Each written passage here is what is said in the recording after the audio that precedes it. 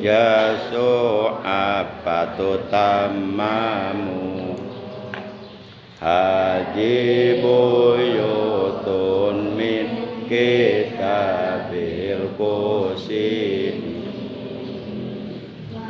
qala ba'da sholatina wa nusallim wali alihi wa sahabati madara syamsun pisama wa anjumi madara syamsun pisama wa anjumi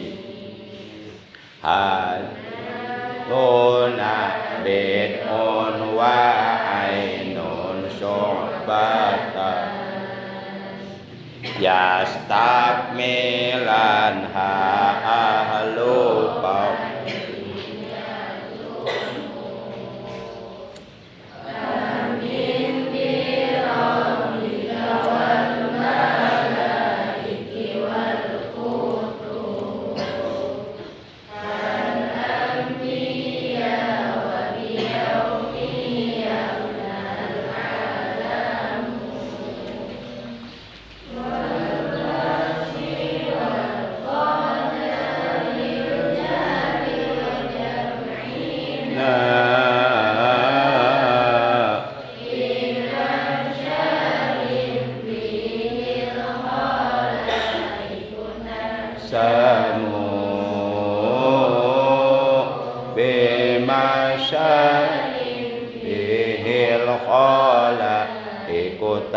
tasamu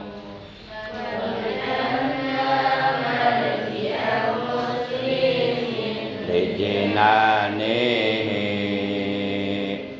wa bi annaka kafirin li jahan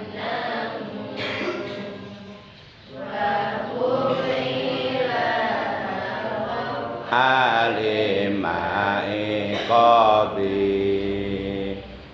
wali rahmatir jutawakkal ya muslim wahbub nabiyaka summa azim qadarahu wabhal kama yura bikama samu wabkhal bidni kama yura bikama samu. Baca semua, baca.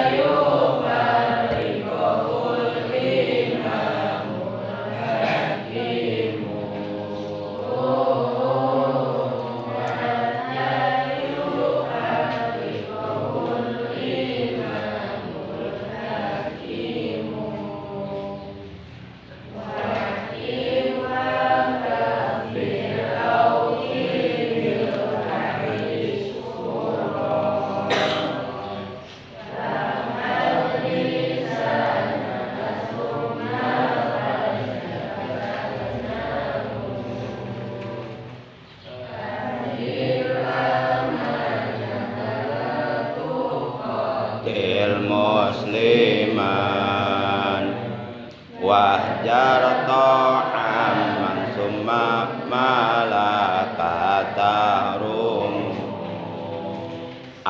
addil amanata la tuqatil musliman wahjat ta'aman summa malakatah rumu wahjar ta'aman summa malakatah rumu.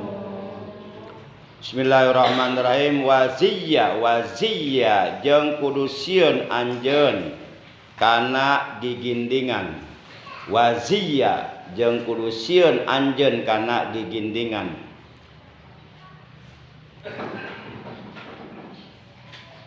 Gigindingan teh perhiasan. Ad-dunya mataun wa khairu mata'iha al-mar'atu shalihah. Dunia ini perhiasan dan sebaik-baik perhiasan adalah al-mar'atus sholihah, wanita yang sholihah. Itu perhiasan terbaik di alam dunia. Waziyya jeung kudu sieun anjeun kana gigindingan makjorpin sarta make wawadahan. Makjorpin sarta make wawadahan.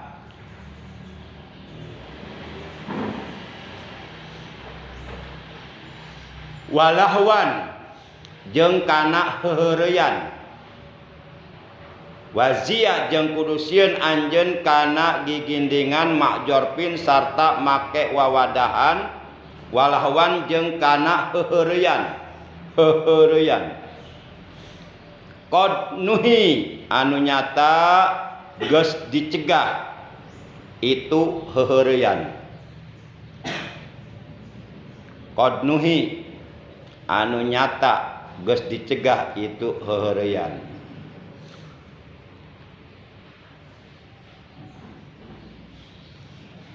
Jadi ulah loba teh heureuy.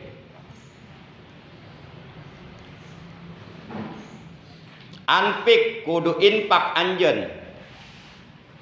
Anpik kudu infak anjeun. Anfiq kudu infak anjeun, kudu ngaluarkeun anjeun infak.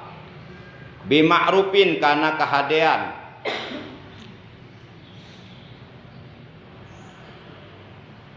Anfiq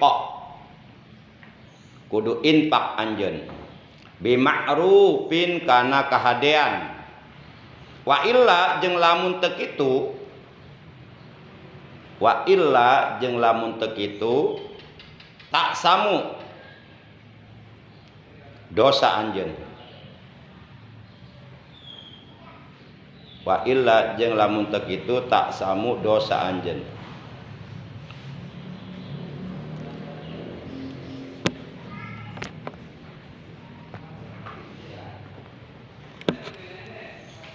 Coba lihat sarahnya. Jakaro nyarioskeun sopo an-najimu jalma anu nganajomkeun pihajal bait dina ieu bait salah sasuabin kana tilu pirang-pirang cabang perbuatan iman. Jadi dina bait anu ka-15 ieu mama ajengan musonif nyaeta Al-Imam Al-Qusyini rahimahullah taala bade nerangkeun ka urang perkawis tilu rupa cabang perbuatan iman. Payuqalu maka diucapkeun bil atfi kalawan ngatopkeun alal adadi kana bing-bilangan as-sabiqi anu ti heula. Wa syu'batul arba'una jeung ari cabang perbuatan iman anu ka-40 al-ihtiraju nyaeta ngaraksa anil libasi tina pakaian al muharrami anu diharamkeun wat tajayyuni jeung tina kagindingan al muharrami anu diharamkeun wal jurupi jeung tina make pirang-pirang wawadahan al muharramati anu diharamkeun. Jadi sebagai jalma anu beriman kudu ngajauhan ya gigindingan atawa perhiasan anu diharamkeun jeung ngajauhan wawadahan anu diharamkeun.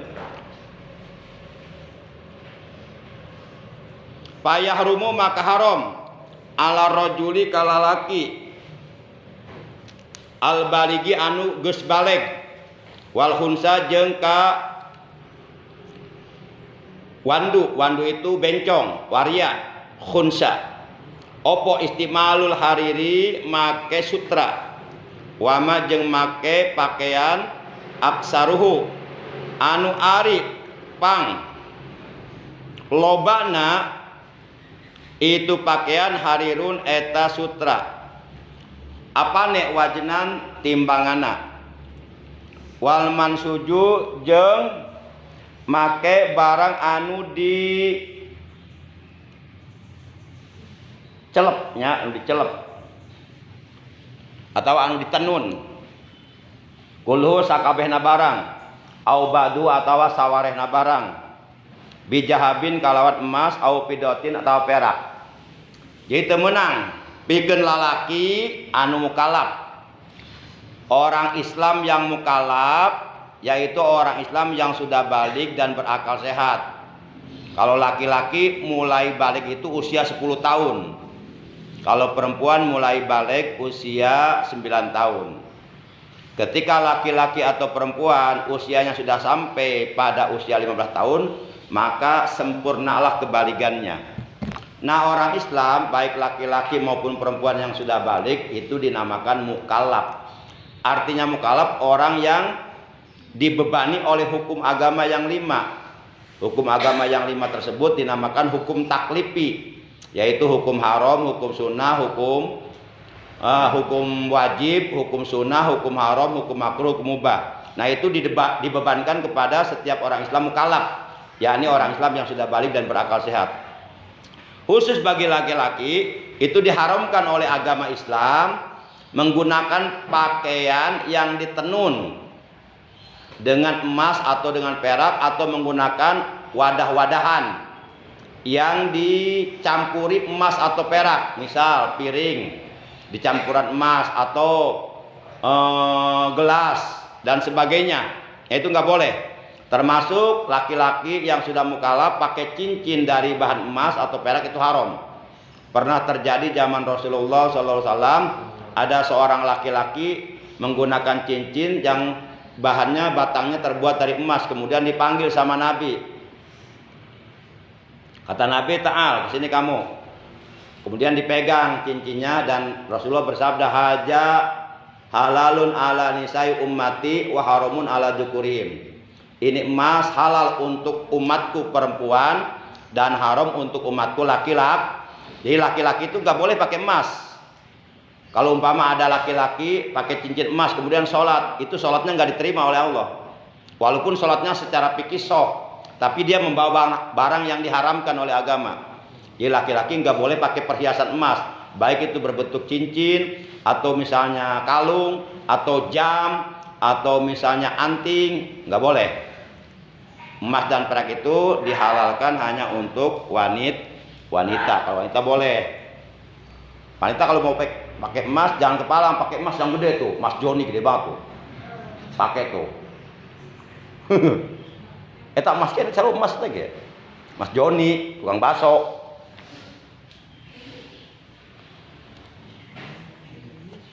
Yang nggak boleh haram.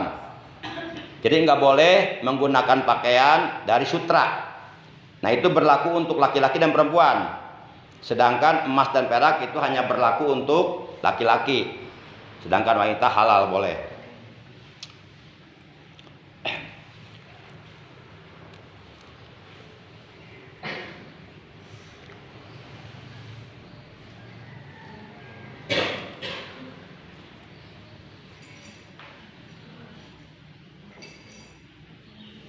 Nah, itu cabang perbuatan iman yang ke-40. Jadi wazia jeung kudu sieun anjeun kana gigindingan, kana perhiasan, mak jorpin sarta make wawadahan, walahwan jeung kana heureurian, lahwun heureuy. Nah, itu tiga-tiganya dilarang. 1, perhiasan emas dan perak bagi laki-laki itu haram. Kemudian wawadahan yang dicampuri dengan bahan emas atau perak baik itu piring, gelas, untuk perhiasan di rumah itu juga nggak boleh, termasuk cincin, bagi laki-laki haram. Kemudian pakaian yang terbuat dari bahan sutra. Kemudian lahwun, itu bercanda, hehereyan, itu juga dilarang. Karena bercanda itu membuat orang hatinya lupa kepada Allah, membuat orang hatinya lalai kepada Allah. Kemudian cabang perbuatan iman selanjutnya anpik bimarupin. Anpik kudu infak anjen. Infak itu artinya ngaluarkan harta di jalan Allah, disebutnya infak. Ada beberapa istilah, ada istilah infak, ada istilah sodako, ada istilah jariyah, itu beda-beda. Kalau jariyah itu mengeluarkan harta benda di jalan Allah untuk kepentingan sarana ibadah kepada Allah. Seperti untuk pembangunan masjid, untuk pembangunan pesantren, untuk pembangunan musola, untuk pembangunan madrasah, untuk pembangunan majlis taklim. Nah, selama bangunan-bangunan tersebut ada dan dipakai untuk beribadah, untuk kegiatan agama, maka selama itu pula, sepanjang itu pula pahala terus ngalir kepada orang yang sodakohnya, walaupun umpama orang yang sodakohnya sudah meninggal. Contoh, orang-orang yang dulu ikut berpartisipasi pembangunan Masjid Al-Amin, baik berupa keramik, berupa pasir, berupa semen, berupa aluminium dan sebagainya. Sementara mereka sudah meninggal semua, sedang berada di alam kubur, tapi masjidnya masih ada dan tiap hari dipakai sholat berjamaah. Maka sepanjang itu pula pahala ngalir terus ke orang-orang yang dulu ikut sodakoh untuk pembangunan masjid. Itu disebutnya sodakoh jari. Sodakoh jariyah itu sodakoh yang pahalanya ngalir terus, gak putus-putus, walaupun orang yang sodakohnya sudah meninggal. Rasulullah bersabda, ijama tabnu adama in qata'a amalu illa min salasin sodakotin jariyatin aw ilmin yuntafa'u bih aw waladin sholihin yad'ullah. Atau boleh dibaca jariyatun sodakotun aw ilmun yuntafa'u bih aw waladun sholihun yad'ullah, boleh. Boleh dibaca ropa, boleh dibaca JR. Kalau dibaca JR berarti jadi badal. Kalau dibaca ropa berarti jadi khobar dari mubtada yang dibuang. Apabila anak Adam, yaitu manusia, kita semua meninggal dunia, maka terputuslah seluruh amalnya. Artinya orang yang meninggal dunia, dia sudah tidak bisa beramal lagi, tidak bisa sholat lagi, tidak bisa ngaji lagi, tidak bisa sodako lagi. Putus seluruh amalnya. Dia tinggal menerima balasan dari apa yang telah ia lakukan selama hidupnya di alam dunia. Illa, kecuali min salasin, 3 perkara. Walaupun orangnya udah meninggal, tapi pahala terus ngalir ke kuburannya. Yang pertama, sodakotin jariyah, sodako jariyah, sodako yang pahalanya terus ngalir. Seperti tadi, sodako untuk pembangunan sarana agama, sodako untuk pembangunan sarana ibadah seperti masjid, musola dan sebagainya. Itu ngalir terus. Itulah yang disebut pensiunan pahala. Kalau pegawai negeri ketika sudah pensiun, dia sudah tidak dinas lagi, tidak bekerja lagi, tapi gaji tetap ngalir tiap bulan, walaupun gajinya separuhnya, sedikit ala kadarnya, nggak gede enggak, tapi tetap ngalir tiap bulan, walaupun sudah nggak kerja lagi, nggak dinas lagi. Itulah pensiunan bagi pegawai negeri. Nah, kita pun harus punya pensiunan pahala, walaupun kita udah meninggal, tapi pahala terus ngalir ke alam kubur kita. Caranya sedekah jariyah untuk pembangunan masjid, pesantren, majlis taklim, madrasah diniyah dan sebagainya lah. Selama sarana tersebut ada dan dipakai ibadah, dipakai kegiatan agama, maka selama itu pula pahala terus datang ke alam kubur kita. Terpercaya sok pae teh heula. Paena mau HP, laun bohong, telepon akang ka dia. Bisa terpercaya sok pae teh heula dek teh. Ge akang nyusul.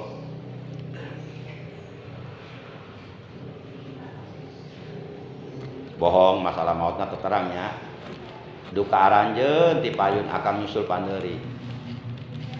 Terang atau sabalikna akang panderi anjeun di payun terang tanya. Hah, emang oh gitu-gitu kene ulah wakah lo pakai dosa masih kayak betah hidup dalam dunia, tapi terang sih maut mah entak manfaatkeun ayo bisi urang sabenerna hidupnya di alam teh keur nunggu jadwal kematian. Setiap hari ada yang mati. Kayak orangnya bakal kebagian giliranna. Ngan orang terterang ya kebagian giliranna teu apal dirahasiakeun ku Allah. Tah matak mumpung can datang giliran maut orang manfaatkeun untuk terus berlomba-lomba dalam mengerjakan amal kebaikan, amal soleh, ibadah supaya teu hanjakal ke di alam kubur. Nah itu kata Nabi, man kana lahu malun falyatasaddaq bimalihi. Barang siapa yang punya harta benda, maka hendaklah ia bersedekah dengan hartanya. Kalau punya harta, sedekah dengan harta. Sedekah yang terbaik adalah sedekah dengan harta. Diberikan sedekah itu kepada fakir miskin, jompo-jompo, orang-orang terlantar, orang-orang fakir yang hidupnya menderita, yang nggak punya pekerjaan, nggak punya penghasilan, hidupnya hanya mengharapkan pemberian dari orang lain. Kasarnya dia bisa makan kalau ada yang ngasih, kalau nggak ada yang ngasih dia nggak bisa makan. Nah, tuh sedekah dengan harta. Wa man kana lahu ilmun falyatasaddaq bi ilmihi. Dan barang siapa yang punya ilmu, bersedekahlah dengan ilmunya. Apabila harta enggak punya, hanya punya ilmu, sedekah dengan ilmu. Sedekah dengan ilmu. Jadi ilmu yang ada pada diri kita sedekahkan sama orang lain, insya Allah ditambah oleh Allah. Sedekah ilmu satu huruf, janji Allah dalam Al-Quran surat Al-Baqarah ayat 261, masalul ladzina yunfikuna amwalahum fi sabilillahi kamasali habbatin ambatat sab'a sanabila fi kulli sumbulatin mi'atu habbah wallahu yudha'ifu liman yasha wallahu wasi'un alim. Perumpamaan orang-orang yang menginfakkan, yang mengeluarkan, yang membelanjakan hartanya di jalan Allah bagaikan satu butir menumbuhkan 7 tangkai. Pada tiap-tiap tangkai tumbuh 100 buah. Allah akan terus melipat gandakan pahala bagi siapa saja yang Allah kehendaki. Wallahu wasi'un alim, dan Allah maha luas karunia-Nya dan maha mengetahui. Jadi kalau kita sedekah ilmu satu huruf dibalas oleh Allah 1 dikali 7 dikali 100. Bahkan dikali lagi. Bisa dikali 700, dikali 1000. Apalagi kalau sedekahnya dikeluarkan di bulan Ramadan. Sedekah yang paling afdol sedekah yang dikeluarkan di bulan Ramadan. Sahabat pernah nanya sama Nabi, "Ya Rasulullah, ayu sedekati afdal?" Wahai Rasulullah, sedekah yang mana yang paling utama, yang paling besar pahalanya? Beliau menjawab, sedekatun fi Ramadan. Sedekah yang paling afdal, sedekah yang dikeluarkan di bulan Ramadan. Makanya di bulan Ramadan orang-orang kaya dia berlomba-lomba mengeluarkan hartanya, zakat malnya, zakat fitrahnya dan lain sebagainya, THR-nya. Nah, jadi kalau punya harta, sedekah dengan harta. Apabila tidak punya harta, hanya punya ilmu, sedekah dengan ilmu. Terus kata Nabi, wa man kana lahu quwwatun falyatasaddaq bi quwwatihi. Dan barang siapa yang punya tenaga, maka hendaklah ia bersedekah dengan tenaganya. Harta enggak punya, enggak bisa sedekah dengan harta. Ilmu enggak punya, enggak bisa sedekah dengan ilmu. Hanya punya tenaga, udah sedekah dengan tenaga. Bersih-bersih di masjid, di majlis, niatnya sedekah tenaga karena Allah. Itu pahala. Kita jangan pelit. Bab orang pelit itu dilarang, diharamkan masuk surga. Ketika Rasulullah mau melihat situasi kondisi di neraka, di surga, Rasulullah melihat di atas pintu surga ada tulisan, gede tulisannya. Tulisannya berbunyi anti haramun ala bahil. Kata Allah, "Hei surga, engkau haram dimasuki oleh orang-orang yang pelit, bin medit, bin kikir, bin bakhil, bin buntut gasiran, bin merecet koneng, cap jahe, meregehese." Padahal dia mampu bersedekah tapi pelit, sayang. Nah orang seperti ini walaupun dia ahli ibadah, ahli tahajud, diharamkan masuk surga. Allah sangat tidak suka kepada orang Islam yang bakhil, yang kikir. Nah orang-orang bakhil itu nanti di akhirat dikumpulkannya bersama Korun, Fir'aun, Haman. Ya, manusia terpelit sealam dunia siapa? Korun di zaman Nabi Musa. Zaman Nabi Musa ada yang kaya raya namanya Korun, tapi orangnya pelit. Zaman Nabi Musa ada yang kaya raya, namanya Korun, tapi orangnya pelit. Namun terlebih pelit daripada si Korun, mendengar nama Nabi tidak mau bersolawat. Jadi ada yang lebih pelit daripada si Korun. Siapa? Umat Islam yang ketika telinganya mendengar nama Rasul disebut tidak bersolawat. Nah itu kepelitannya melebihi Korun. Orang pelit itu haram masuk surga dan wajib masuk neraka. Ya, Allah tidak suka kepada orang pelit. Di surga itu orang-orang dermawan semua, orang-orang yang baik semua, nggak ada orang pelit, nggak ada. Nanti kalau kita masuk surga nggak bakalan ketemu sama orang pelit, semuanya orang-orang baik semuanya surga itu. Ya salat dulu.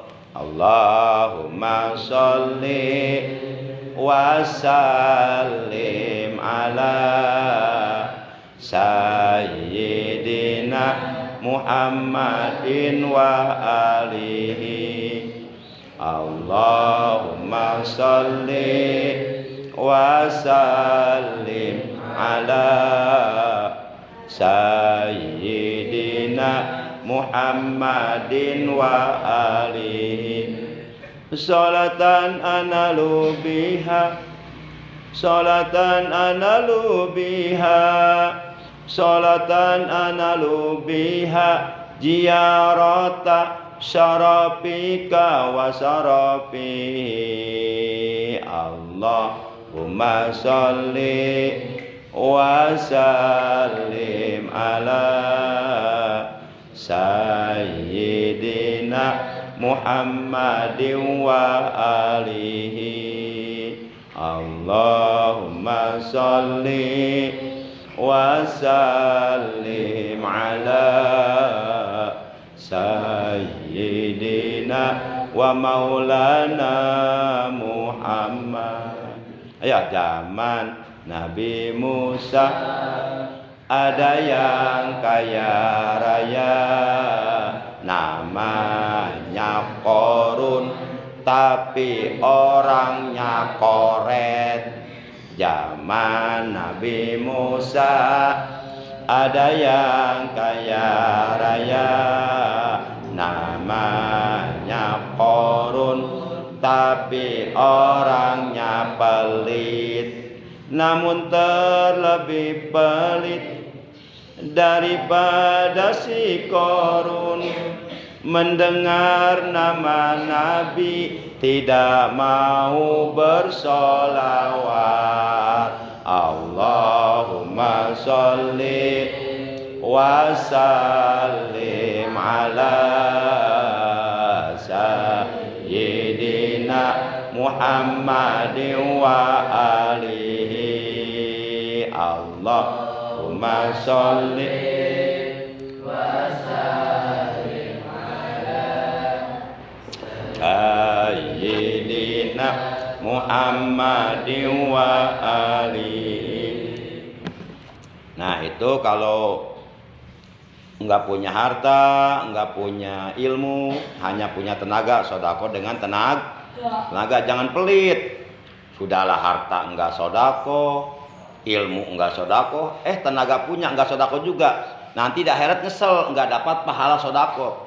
Sebab di surga itu pahala beda-beda. Ada pahala ibadah haji begini, ada pahala ibadah umroh beda lagi, lain lagi. Beda-beda pahalanya, semuanya indah-indah pahalanya, menarik semuanya. Ada pahala jihad, ada pahala tahajud, ada pahala sodako, beda-beda pahalanya. Jadi kalau kita pelit nggak mau sodako, baik dengan harta, dengan ilmu, dengan tenaga, nanti kita nyesel di surga nggak dapat pahala sodako. Beda-beda itu, ya pahala itu beda-beda sesuai amalnya. Ya kalau sodako, pahala sodako beda dengan pahala ibadah haji beda. Tapi semuanya itu membahagiakan, menggembirakan. Pokoknya pahala di surga nggak bisa dibayangkan seperti apa nikmatnya, nggak bisa dibayangkan. Yang jelas setiap orang Islam wajib meyakini di dalam hatinya bahwa di surga Allah menyediakan banyak pahala mulia, banyak pahala agung, banyak pahala besar bagi orang-orang yang beriman dan beramal soleh. Itu yakinkan dalam hati. Harus percaya sama Allah. Masa nggak percaya sama Allah? Lalu bagaimana kalau umpama kita nggak punya tenaga? Karena kita orangnya sakit-sakitan atau tenaganya ya cemen lah, badannya kurus, kering kerontang, ya boro-boro kerja berat, ya, dan orangnya sakit-sakitan, nggak bisa sodako tenaga. Sodako bima'rufin, dengan kebaikan. Kebaikan bisa senyum. Tabassumu kali ahika sodako. Senyummu untuk saudaramu sodako. Asal senyumnya dalam hati memasukkan rasa senang kepada hati orang. Sodako, ketemu guru, ketemu teman, menyapa, senyum, itu sodako. Bila ketemu teman kayak kucing sama anjing, yang satu berpaling ke kiri, yang di depan berpaling ke kiri. Nah itu bahaya. Apalagi sampai musuh-musuhan lebih dari 3 hari nggak akur, nggak nanya, itu oleh Allah ditulis minal munafikin. Orang ini termasuk orang munafik. Kalau kita nggak nanya sama saudara, sama teman lebih dari 3 hari, dicatat oleh Allah tuh minal munafikin, termasuk golongan orang-orang munafik. Tempat kembalinya neraka orang munafik itu. Sayang atuh kita tukang ngaji, tukang sholat, tukang ibadah, kok di neraka gara-gara munafik. Termasuk orang yang subuhnya kesiangan itu akan dicap oleh Allah, dimasukkan ke dalam golongan orang-orang munafik. Nah kalau umpama dengan senyum nggak bisa sodako, karena sariawan tidak bisa seri, atau sakit gigi bor-bor hansuri, ngarasakan kanyeri ge, nah bisa sodako dengan diam.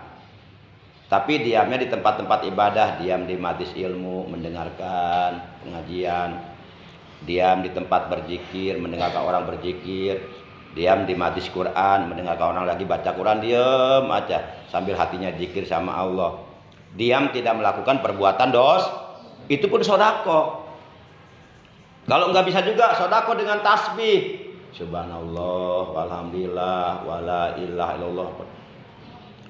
Itu bagi yang sama sekali nggak punya apa-apa.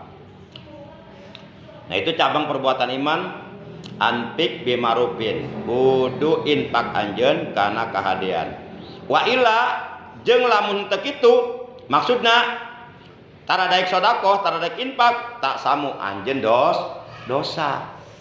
Bahkan kalau menurut Imam Hanafi mah itu seluruh anggota badan kita wajib dijakati. Mata, pemberian dari Allah, kita bisa melihat, lisan bisa bicara, tangan bisa bekerja, kaki bisa berjalan, itu wajib dijakati itu. Kalau menurut Imam Hanafi, seluruh anggota badan kita itu wajib dikeluarkan zakatnya. Jadi bukan hanya zakat harta kalau Imam Hanafi. Bahkan baca Quran juga harus dijakati. Takut-takut kalau ada yang salah untuk membersihkan kesalahan itu. Itu pendapat Imam Hanafi. Tapi Imam Syafi'i enggak, ya. Kalau Imam Syafi'i zakat itu ada 2, ada zakat mal, ada zakat fitrah. Zakat mal ada 7, seperti zakat perniagaan, zakat emas dan perak, zakat biji-bijian seperti padi, zakat buah-buahan seperti anggur, korma. Jadi buah-buahan yang wajib dicakati cuma 2, anggur dan korma. Kalau bonteng mah kudu zakatan itu mah, ya. Kemudian zakat harta rizkat, penemuan dari dalam bumi. Kemudian zakat hewan seperti onta, sapi, kambing, domba. Kalau ayam nggak wajib dizakati. Nah apabila itu semuanya kita laksanakan, maka insya Allah dapat menyempurnakan keimanan kita. Itulah beberapa cabang perbuatan iman yang seyogyanya kita amalkan, kita realisasikan, kita aplikasikan, kita manifestasikan di dalam kehidupan kita sehari-hari agar keimanan kita menjadi sempurna. Baca bismillah. Logat.